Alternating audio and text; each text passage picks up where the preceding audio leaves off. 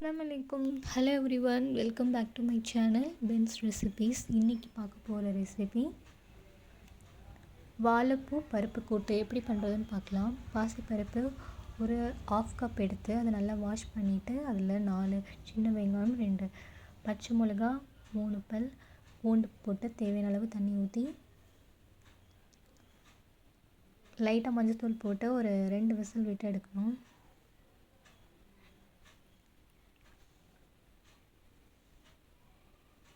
பருப்பு வெந்துருச்சு. இப்போ ஆயில் ஊற்றி ஒரு 8லேருந்து 10 சின்ன வெங்காயம், ஒரு தக்காளி எல்லாத்தையும் போட்டு நல்லா வதக்கணும்.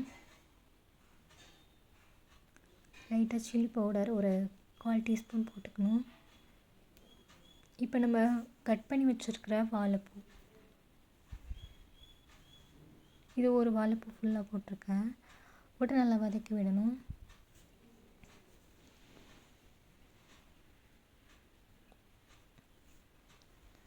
இதுக்கு தேவையான மசாலா சாம்பார் பவுடர் ஆர் பருப்பு குழம்போட பவுடர் போடணும். தேவையான அளவு உப்பு. இதில் என்னென்ன மிக்ஸ் ஆகிருக்குன்னா மஞ்சத்தூள், மல்லித்தூள், ஜீரகத்தூள், இது 3 சேர்த்து அரைச்சது தான் பருப்பானத்துக்குள்ள மசாலா. அதுதான் இது போட்டிருக்கேன். உங்கள்கிட்ட அது இல்லைன்னா இப்படி தனித்தனியாக போட்டுக்கோங்க. தேவையான அளவு தண்ணி ஊற்றி ஒரு 20 நிமிஷம் வேக வச்சுக்கணும். நல்லா வெந்ததுக்கப்புறம் நம்ம ஆல்ரெடி வேக வச்ச பருப்பை போட்டு நல்லா கிண்டி விட்டுக்கணும்.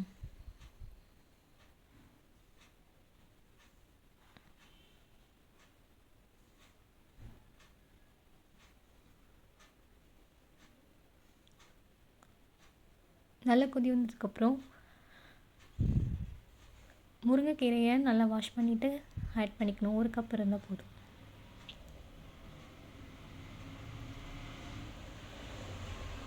அவ்வளோதான், ரெடி ஆயிடுச்சு. முருங்கைக்கீரை வெந்தோன்னு ஆஃப் பண்ணிடலாம்.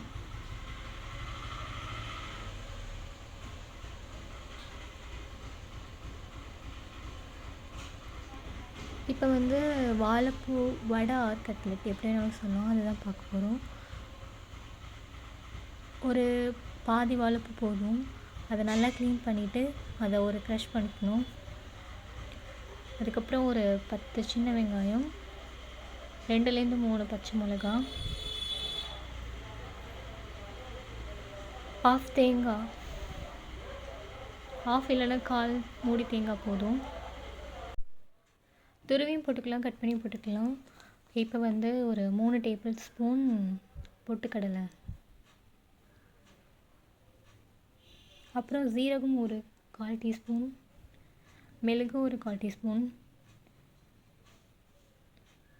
இப்போ இந்த மாதிரி நல்லா அரைச்சி எடுத்துக்கணும் நைஸாக. அதில் கொஞ்சோண்டு கருவேப்பிலையும் மஞ்சத்தூளும் போட்டு லைட்டாக மிளகாய்த்தூள் போடணும்.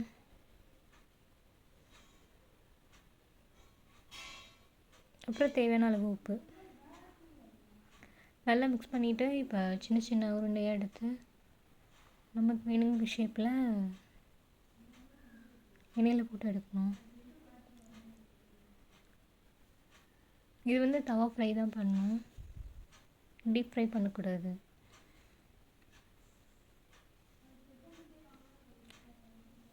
இது நல்லா வெந்துருச்சுன்னா அதோட கலர் சேஞ்ச் ஆகும்.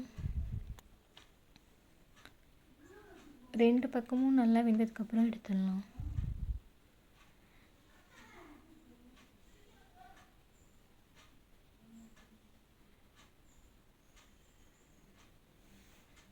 இது மாதிரி கலர் சேஞ்ச் ஆகணும். 2 பக்கமும் கிறிஸ்பியாக, உள்ளார சாஃப்டாக இருக்கும். அதுதான் கரெக்டாக வெந்திருக்குன்னு அர்த்தம்.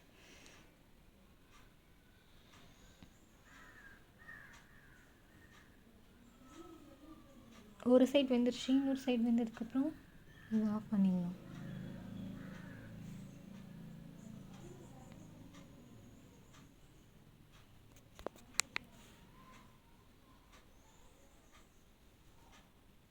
அவ்வளோதான், ரெடி ஆகிடுச்சு. வாழைப்பூ பருப்பு கூட்டு அண்ட் வாழைப்பூ வடை ரெடி ஆகிடுச்சு. ட்ரை பண்ணி பாருங்கள் இன்ஷா அல்லாஹ்.